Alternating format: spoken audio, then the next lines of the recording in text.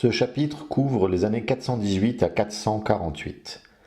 Tandis que les moines de Saint-Victor s'égaraient en de vaines disputes et perdaient ainsi l'esprit de piété, comme le leur reproche avec raison saint Prosper, les évêques des Gaules travaillaient avec un zèle admirable à étendre de plus en plus, dans les âmes, le règne de Jésus-Christ, et à purifier l'Église de tous les abus que cherche toujours à y introduire la mauvaise nature de l'homme. Parmi eux, nous voyons briller Eucher de Lyon, Rusticus de Narbonne, Euphronius d'Autun, Hilaire d'Arles, qui s'occupa d'abord des discussions semi-pélagiennes, qu'il abandonna bientôt pour des travaux plus utiles, Lupus de Troyes, et surtout Germain d'Auxerre, une des plus grandes figures de l'Église des Gaules au Ve siècle. Il mérite une large place dans cette histoire, comme le type le plus parfait de ces grands évêques du Ve siècle qui unissaient la simplicité la plus touchante à la sainteté la plus sublime. Germain naquit à Auxerre, antique cité des Otétioduriens. Sa famille était illustre et il reçut une éducation distinguée. Après avoir suivi les cours des écoles gauloises, qui égalaient en réputation celles d'Athènes et de Rome, il se rendit dans cette dernière cité où il s'appliqua à l'étude du droit.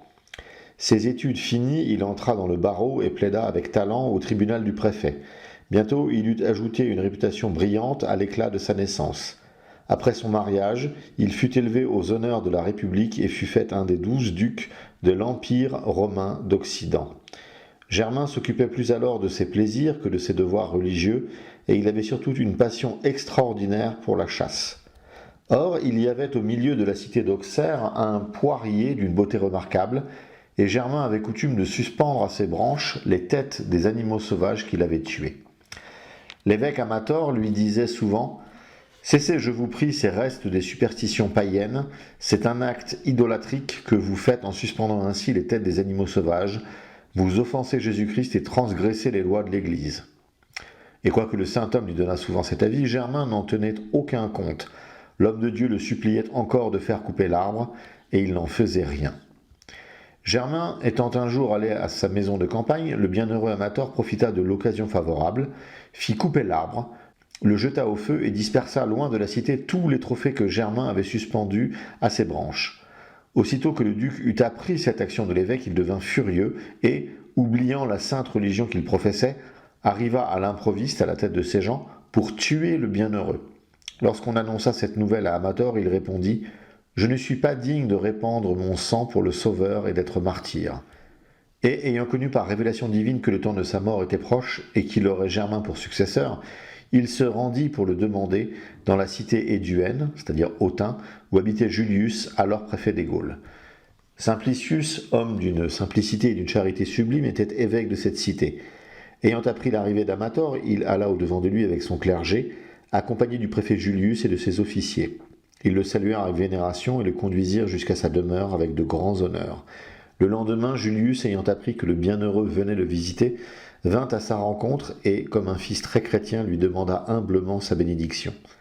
Après avoir satisfait les pieux désirs du préfet, Amator lui dit « Le Seigneur m'a fait connaître que ma fin était proche et, comme il a daigné me révéler que le très illustre Germain était destiné à prendre après moi l'administration de mon Église, je prie votre grandeur de m'accorder la permission de le tonsurer. » Le préfet lui répondit « Il est très utile à la République, mais puisque le Seigneur se l'est choisi, comme l'atteste votre béatitude, je ne puis aller contre sa volonté. » Le Saint-Évêque, ayant obtenu ce qu'il demandait, retourna bien joyeux dans sa cité.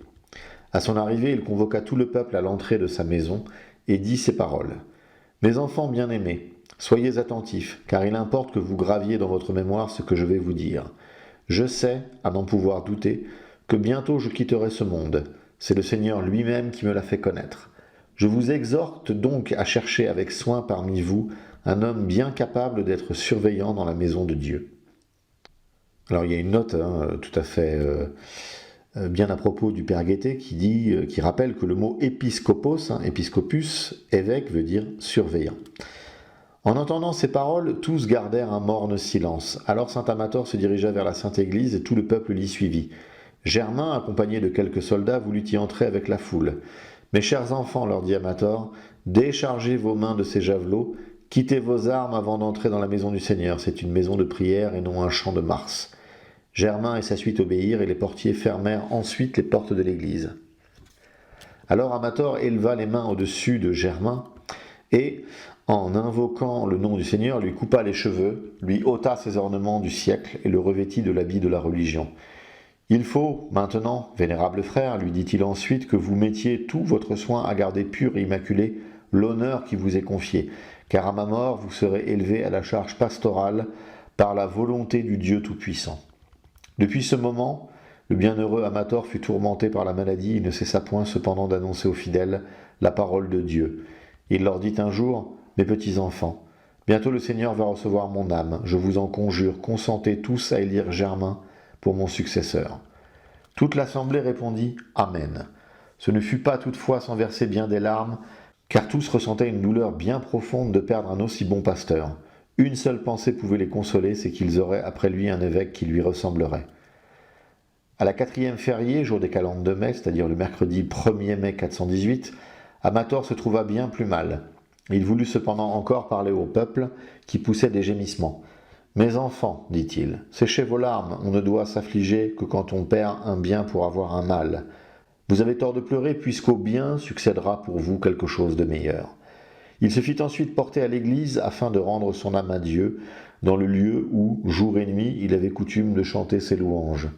Le chœur des clercs le précédait, à droite et à gauche se pressaient les hommes en grand nombre, les femmes suivaient par derrière. Dès qu'il fut arrivé à l'église et placé sur son trône pontifical, il rendit son âme à Dieu vers la 3e heure du jour, c'est-à-dire 9 heures du matin. Au même instant, chose admirable, son âme parut sous la figure d'une blanche colombe, et un chœur de bienheureux la conduisit au ciel en triomphe. Ce fait, ajoute le prêtre Constance, a été confirmé par un grand nombre de témoins oculaires. On conduisit le corps du bienheureux dans un lieu nommé Autricus, où il fut inhumé. À la mort de saint Amator, Germain était prêtre. Tous les clercs, la noblesse et les fidèles de la ville de la campagne n'eurent qu'une voix pour le proclamer évêque. Ce fut bien malgré lui qu'il fut ordonné, car il comprenait toute l'étendue de la charge pastorale. Aussi, dès qu'il en fut revêtu, il ne fut plus le même homme. On ne saurait dire la violence qu'il se fit à lui-même, quelle croix, quel supplice il s'infligea. Il était vraiment le persécuteur de son corps. Depuis le jour de son ordination, il se priva de pain, de froment, de vin, de vinaigre, d'huile et de légumes. Il n'assaisonnait même pas de sel sa pauvre nourriture. Au fait de la résurrection et de la nativité du Seigneur, Germain prenait un peu de vin en signe d'allégresse. Mais il y mêlait tant d'eau qu'il était presque impossible d'en sentir le goût. Il commençait son repas en mangeant un peu de cendre, et il prenait ensuite un peu de pain fait avec de l'orge, qu'il avait lui-même battu et moulu.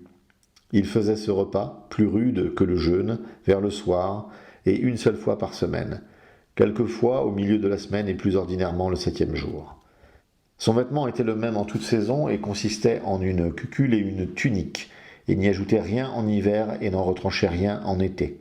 Il le portait jusqu'à ce qu'il tombât en lambeaux, à moins qu'auparavant il ne l'eût donné. Il avait toujours un cilice sur sa chair. Son lit était formé de 2 planches, entre lesquelles il y avait de la cendre couverte d'un cilice. Il ne mettait sur lui qu'un sac, se couchait tout habillé et n'ôtait même ni sa chaussure ni sa ceinture à laquelle était attaché un reliquaire. Ces mortifications continuelles lui causaient de longues insomnies qu'il employait à gémir et à prier. Germain, si dur pour lui-même, était pour les autres plein de bonté et d'indulgence. Il aimait à exercer l'hospitalité et sa maison était ouverte à tout le monde. Sans rompre son jeûne, il traitait ses hôtes convenablement et il avait coutume de leur laver les pieds à l'imitation du Seigneur. Cet homme bienheureux mena la vie du désert au milieu des rapports fréquents qu'il eut nécessairement avec le monde. Ce fut pour propager dans son église cet esprit monastique qu'il avait à un si haut degré qu'il bâtit un monastère en face d'Auxerre, de l'autre côté de la rivière d'Yonne. Il avait coutume de visiter tour à tour son église et son monastère. C'était comme un général inspectant des soldats célestes, afin de les exciter à travailler toujours davantage à leur perfection. Les moines le priaient de venir bien souvent au milieu d'eux, et le recevaient toujours avec une grande joie. Ils cherchaient avec ardeur à suivre ses exemples, aussi leur monastère fleurit-il en vertu. C'est là que vint trouver Germain un idolâtre nommé Mamertinus, qui fut amené au culte du vrai Dieu d'une manière miraculeuse. Le prêtre Constance nous a conservé la relation que fit Mamertinus, saint Mamertin, lui-même de sa conversion. Il allait en pèlerinage à un temple d'idoles pour leur demander la guérison d'un œil dont il ne voyait plus et d'une main dont il ne pouvait plus faire usage. Il rencontra sur son chemin un homme ayant la tête rasée et un habit religieux. C'était Sabinus, disciple de Germain. Bientôt la conversation s'engagea entre les deux voyageurs. Sabinus fit remarquer à son compagnon combien les idoles étaient futiles et impuissantes, et l'engagea à aller plutôt trouver le saint homme d'Auxerre, dont il était clair et qui le guérirait mieux que ses idoles. Du haut de la petite montagne appelée Matogène, il lui montra la route qu'il devait suivre et le quitta pour continuer son voyage. Mamertinus s'avance dans la direction qui lui a été indiquée, mais chemin faisant, il est assailli d'un violent orage qui l'oblige de se réfugier dans une petite cellule qu'il découvre à la lueur des éclairs. Il y trouve un tombeau sur lequel il s'étend pour prendre quelque repos. C'était le tombeau de saint Corcodémus. Le saint lui apparaît en songe avec les autres apôtres du pays d'Auxerre, et il s'éveille plus disposé à embrasser le christianisme. En ouvrant les yeux, il aperçoit tout près de la cellule où il avait passé la nuit la basilique de Saint-Amator. Elle était éclairée et résonnait du chant des psaumes, dont les pieuses paroles l'excitent encore davantage à aller trouver Saint-Germain et à quitter ses erreurs. Arrivé à la cité d'Auxerre, on lui dit que l'évêque était à son monastère. Il se dirige aussitôt de ce côté et rencontre Germain qui venait au-devant de lui. Je me jetai à ses pieds, dit Mamertinus, et le priai de me bénir. Mais il me releva en disant « Prenez confiance et ne craignez point ». Puis il m'embrassa. « Ne m'embrassez pas, lui dis-je, car ma bouche n'est pas encore purifiée des baisers qu'elle a prodigués aux autels des démons. »« Je sais, répondit Germain, que cette nuit vous avez été purifié, et, me prenant par la main, il me fit entrer avec lui dans son monastère. » Après lui avoir fait raconter le songe qu'il avait eu, Germain conduisit Mamertinus à la basilique de la cité, où s'assemblèrent les clercs et plusieurs fidèles, et lui fit encore raconter ce qui lui était arrivé. Mamertinus reçut ensuite le baptême, fut guéri de ses infirmités, et se retira au monastère de Germain qu'il édifia par ses vertus, et gouverna après saint Allodius, qui en fut le premier abbé. Les vertus de Germain et ses miracles lui avaient donné une grande autorité dans l'Église. Aussi les Bretons, ayant réclamé le secours des évêques gaulois contre l'hérésie de Pélage, qui faisait dans leur pays des progrès alarmants, ont tint à ce sujet un concile dans les Gaules, et Germain fut choisi pour aller en Bretagne défendre la vraie foi. On lui donna pour compagnon Lupus de Troyes, saint Loup. Nous sommes en 429. Lupus était originaire de la cité de Toul. D'abord engagé dans le monde où son mérite et sa naissance lui eussent bientôt fait une position distinguée, il avait épousé Pimeniola, sœur d'Hilaire d'Arles. Après 7 années de mariage, les deux époux, d'un commun consentement, firent vœu de continence. Lupus se retira à les Reims, et nous avons vu Sainte-Chère le compter parmi les gloires de cet illustre monastère. Il en sortit pour monter sur le siège de Troyes, en 426. Comme Saint-Germain, il conserva dans l'épiscopat les vertus et les habitudes de la vie monastique, et bâtit auprès de sa cité un monastère, où il allait souvent méditer sur les choses du salut. Il y avait un peu plus de 2 ans qu'il était évêque lorsqu'il fut choisi avec Germain pour aller défendre la foi en Bretagne. Les deux apôtres se mirent en route à pied et se dirigèrent vers Lutèce.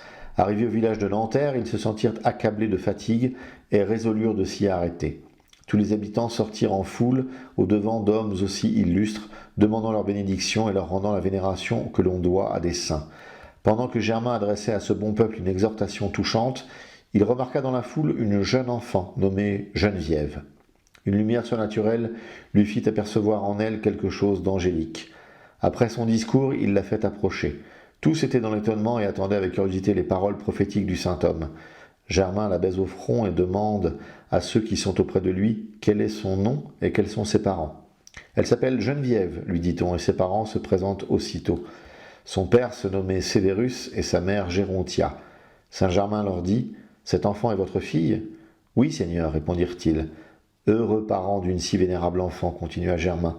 Sachez qu'à sa naissance, les anges se sont réjouis dans le ciel.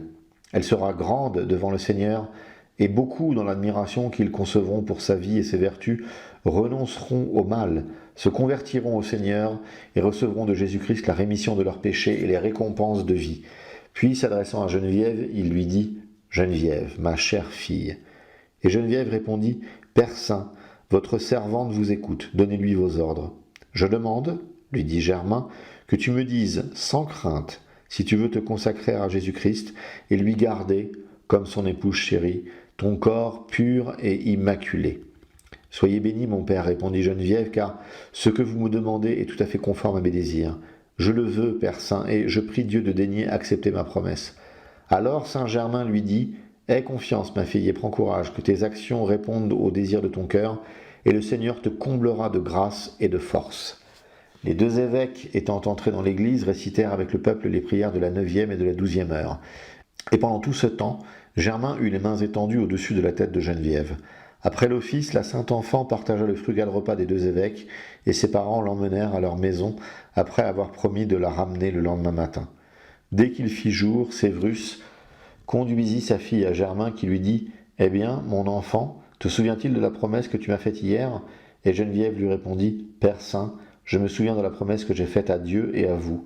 Avec la grâce de Dieu, j'y serai fidèle jusqu'à la fin de ma vie. » Germain, ayant jeté les yeux à terre, y voit une médaille sur laquelle était gravée l'image de la croix.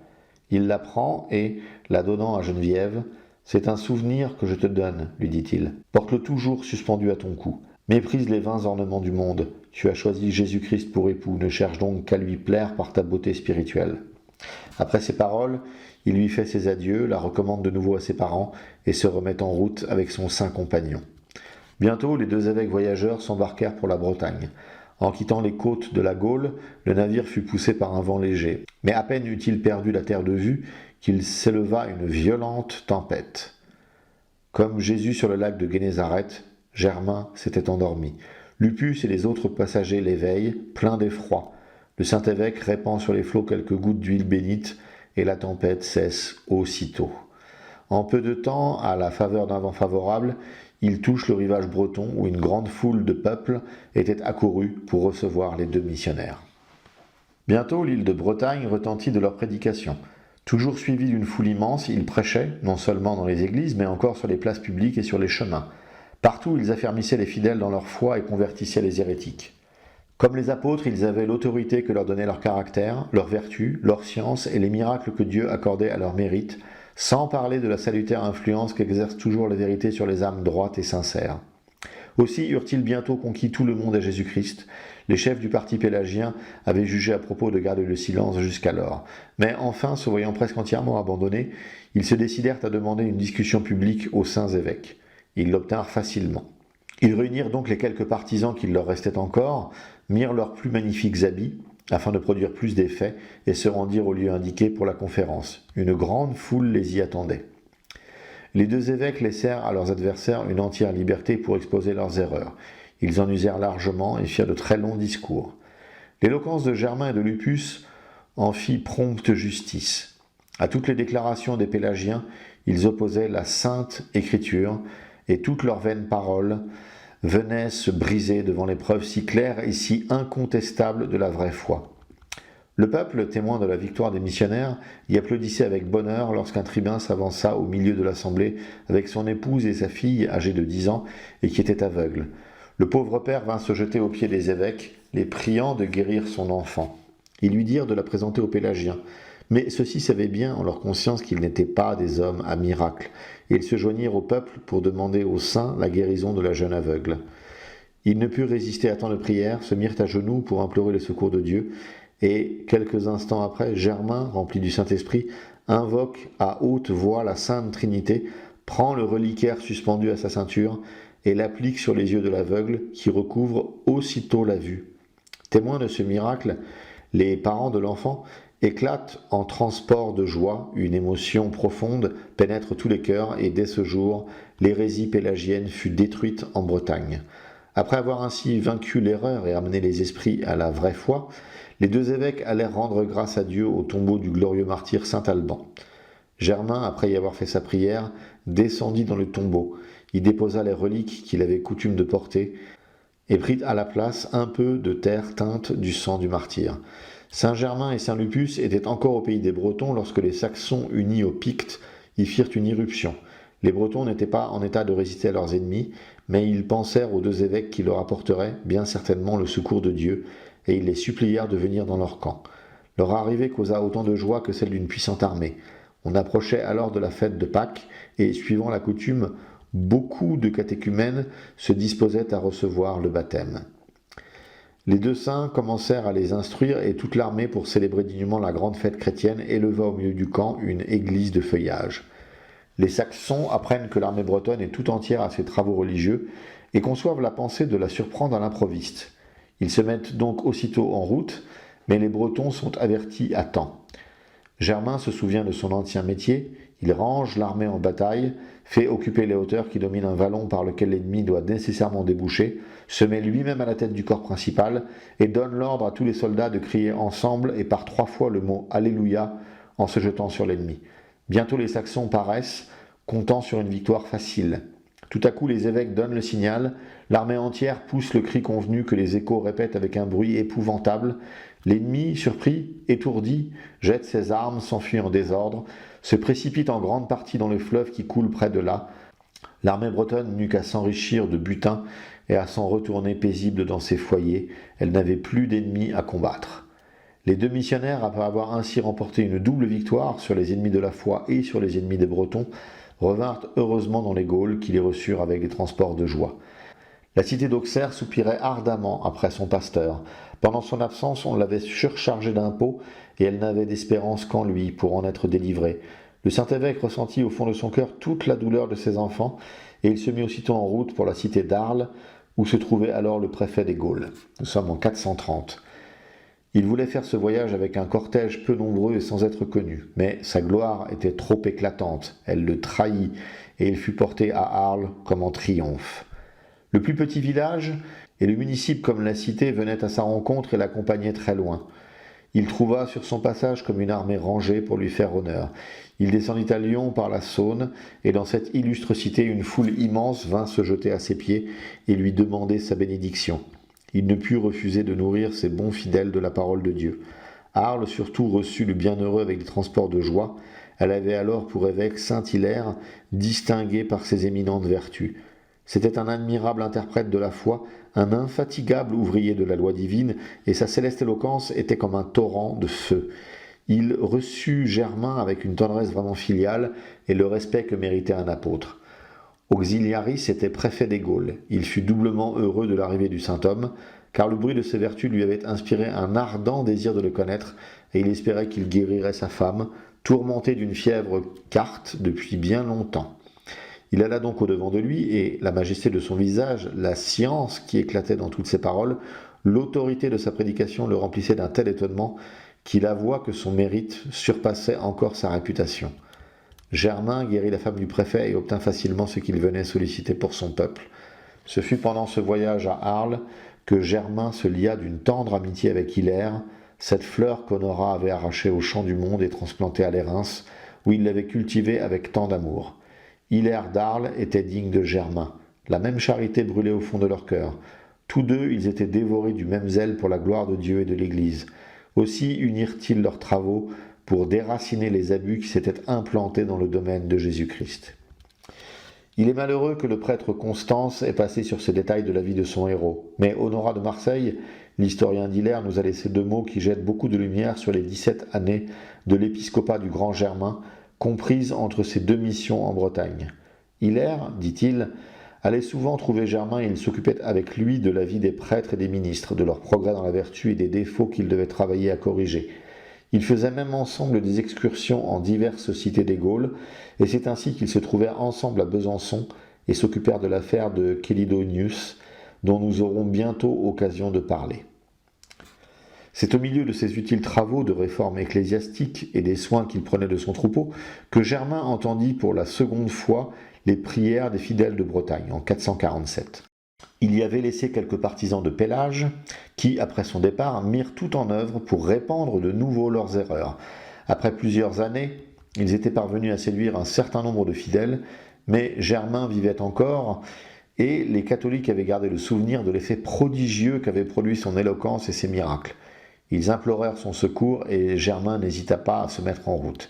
Il était accompagné cette fois de Sévérus, un saint évêque formé à l'école de Lupus, et qui, non content de prendre soin de son église de Trèves, prêchait encore dans toute la première Germanie. Les 2 apôtres passèrent par Lutèce où ils furent reçus avec de grands honneurs. Germain n'avait pas oublié la pieuse Vierge Geneviève qui y habitait depuis la mort de ses parents. Le peuple étant sorti en foule de la ville pour le recevoir, il s'informa d'elle aussitôt et demanda ce qu'elle faisait. Mais la foule, qui est toujours plus disposée à dénigrer le bien qu'à l'imiter, dit le vieux légendaire de sainte Geneviève, lui assura qu'il en avait trop bonne opinion. Germain méprisa ses calomnies, se rendit à la maison qu'habitait la sainte, la salua avec une si grande humilité que tous en étaient dans l'étonnement. Il fit ensuite l'éloge de sa vie et montra à ses ennemis la terre arrosée de ses larmes. Geneviève vivait en effet en épouse fidèle de Jésus-Christ, depuis qu'en présence de Germain, elle avait promis d'être tout à Dieu, elle avait vécu dans la plus grande sainteté, elle aimait surtout aller à l'église et assister à l'office divin. Or, il arriva qu'un jour de fête, sa mère, se rendant à l'église, lui ordonna de rester à la maison. Geneviève était désolée et suivait sa mère en pleurant. Celle-ci, se détournant, lui donna un soufflet, mais elle perdit aussitôt la vue. Quelque temps après, Gérontia, qui ne s'était pas fait illusion sur la cause de cette punition subite que Dieu lui avait infligée, repassait dans son souvenir les paroles du saint-évêque d'Auxerre au sujet de son enfant. L'appelant donc, elle lui dit « Je t'en prie, ma fille, prends la cruche et hâte-toi d'aller au puits me chercher de l'eau. » Geneviève y courut, mais avant de puiser, elle s'assit sur la margelle et se mit à pleurer de ce que sa mère avait été à cause d'elle privée de la vue. Peu après, elle porta à sa mère l'eau qu'elle lui avait demandée. Gérontia la prit de souffler dessus et d'y faire le signe de la croix. Pleine de foi, elle emporte ensuite à ses yeux et commence à voir clair. Elle en remet une seconde, une troisième fois, et recouvre entièrement la vue. Quand Geneviève fut en âge de prendre le voile des vierges, elle se présenta avec 2 autres jeunes filles à l'évêque Julicus. Elle se tenait humblement par derrière, mais le pieux évêque, éclairé par une lumière surnaturelle sur sa haute sainteté, la fit placer au premier rang et la consacra à Dieu avant les autres. À la mort de ses parents, Geneviève alla demeurer à Lutèce. C'est là que la vit Saint-Germain, qui ne quitta la cité qu'après l'avoir recommandée au peuple. À son arrivée en Bretagne, l'évêque d'Auxerre s'aperçut bientôt que tout le peuple avait persévéré dans la vraie foi et que l'hérésie avait fait bien peu de prosélytes. On les lui amena. Le peuple ayant demandé qu'on les transportât hors de l'île, afin qu'on y pût vivre en paix, il fut fait ainsi et la foi dès lors y fut pure et sans tache. Les habitants de l'Armorique, parmi lesquels il y avait déjà beaucoup de Bretons, entendirent parler sans doute de l'amour du grand Germain d'Auxerre pour leurs frères de Bretagne. Ils implorèrent aussi son secours dans un affreux danger qu'ils voyaient fondre sur eux. Toujours indomptés malgré leur malheur, les Armoricains répugnaient à se soumettre au joug de l'Empire et avaient, par leur continuelle révolte, excité contre eux la colère d'Aëtius. Ce général, dont le génie soutenait seul l'Empire d'Occident, avait eu l'étonnante idée de se servir des barbares eux-mêmes pour le défendre. Il faisait volontiers avec eux des alliances, les affiliait à l'Empire, leur accordait des terres et satisfaisait leur ardeur guerrière en les jetant sur les nouveaux barbares qui se succédaient sans cesse, comme les flots d'une mer agitée. Pour soumettre les Armoricains, il les avait donc abandonnés comme une proie aux Farouches et aux Chariques, chefs d'une tribu d'Alains établie sur les bords de la Loire. Et Aucharic partit joyeux, et son armée, couverte de fer, marchait à sa suite lorsqu'un pauvre vieillard se présenta devant lui et lui adressa une humble prière en faveur des Bretons. C'était Germain qui, sans perdre un instant, avait volé au secours des malheureux qui l'avaient imploré. Et Aucharic fut sourd à ses prières. Germain eut recours aux menaces. Elles furent méprisées. Et le chef barbare allait passer outre lorsque le Saint-Évêque saisit avec intrépidité la bribe de son cheval. Et Aucharic s'arrêta plein d'admiration pour tant de charité et de courage, et promit à Germain d'épargner l'Armorique si l'empereur et Aétius lui pardonnaient. Germain se mit aussitôt en route pour l'Italie, va trouver l'empereur à Ravenne et obtient facilement le pardon qui sauva l'Armorique. En se rendant en Italie, le Saint-Évêque d'Auxerre visita son ami, le prêtre Sénator. Avant de le quitter, il l'embrassa avec plus d'affection encore qu'à l'ordinaire, et lui dit en le serrant sur son cœur « Adieu, mon cher ami, mon bien-aimé frère, adieu jusqu'à l'éternité. Que Dieu nous fasse la grâce de nous voir sans confusion au jour du jugement. C'est la dernière fois que nous nous voyons sur la terre. » Germain voyageait avec une grande simplicité et avait emmené seulement quelques personnes avec lui. Mais il ne pouvait rester inconnu. Sur toute la route, une foule immense se pressait autour de lui. Il devait s'arrêter souvent pour prêcher et pour prier, et on avait pour lui tant de vénération qu'en tous les lieux où il s'était arrêté, on élevait aussitôt des oratoires ou des croix.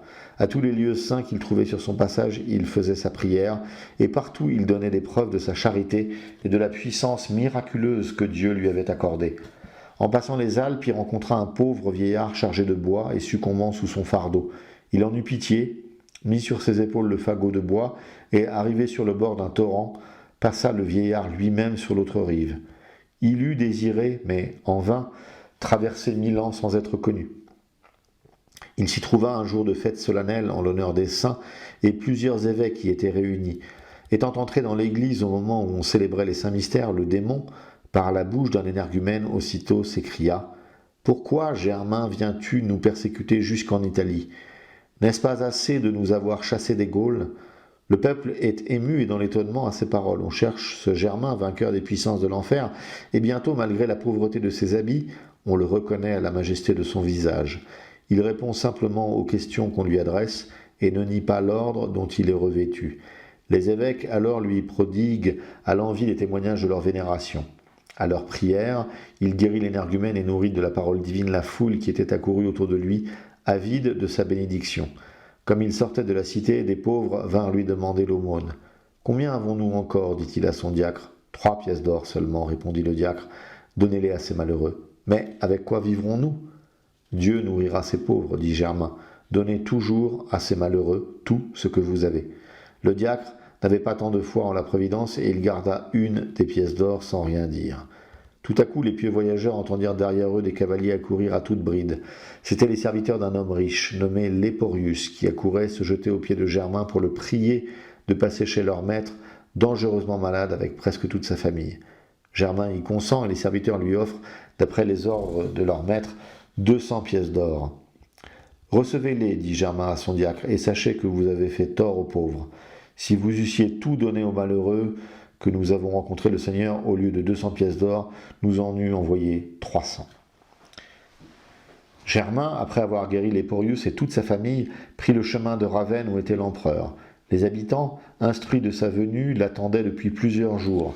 Le saint, pour se soustraire aux honneurs, voulut arriver pendant la nuit, mais son entrée n'en fut pas moins un triomphe. Ravenne avait alors pour évêque Pierre Chrysologue.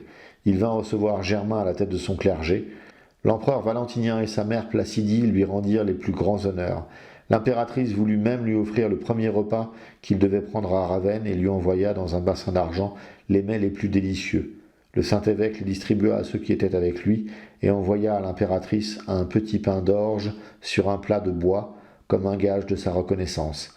Placidie reçut ce présent avec joie. Elle fit entourer le plat d'un cercle d'or et conserva le pain pour s'en servir comme de remède contre les maladies.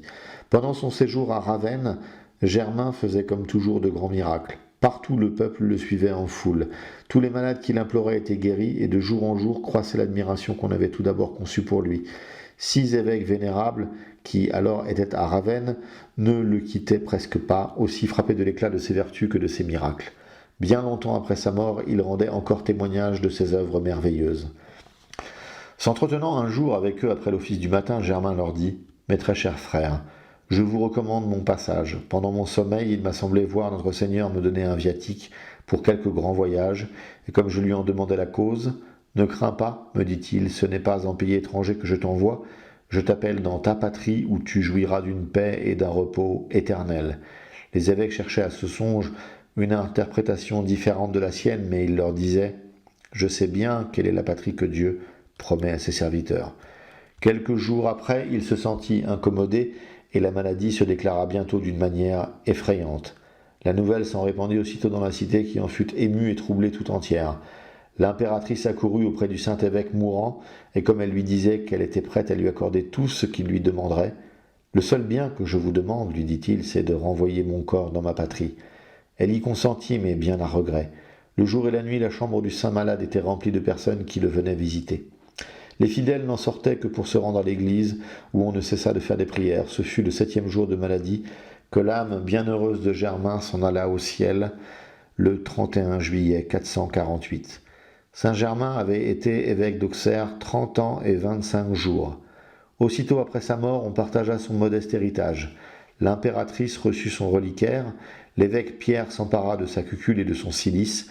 Les 6 autres évêques qui avaient vécu avec le saint quelque temps à Ravenne voulurent aussi avoir de lui un souvenir.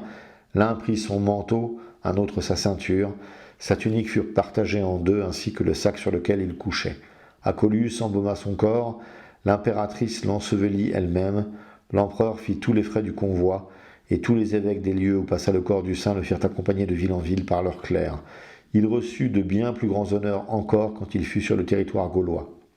Il arriva à Vienne au moment où on allait commencer l'office de la dédicace d'une nouvelle église. Elle avait été bâtie par un prêtre nommé Sévérus, qui était venu des Indes dans les Gaules. Germain, allant en Italie, lui avait promis d'assister à la dédicace de son église. il lui tenait parole.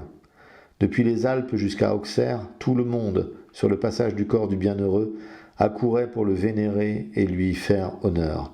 On aplanissait les chemins, on réparait les ponts. Les uns chantaient des psaumes, d'autres s'offraient pour le porter. Il y avait pendant tout le voyage un si grand nombre de lumières que même en plein jour, elles produisaient de l'éclat. C'est entouré de tous ces honneurs que le corps du bienheureux Germain arriva dans son église, où il fut l'objet d'une vénération qu'augmentèrent ses nombreux miracles.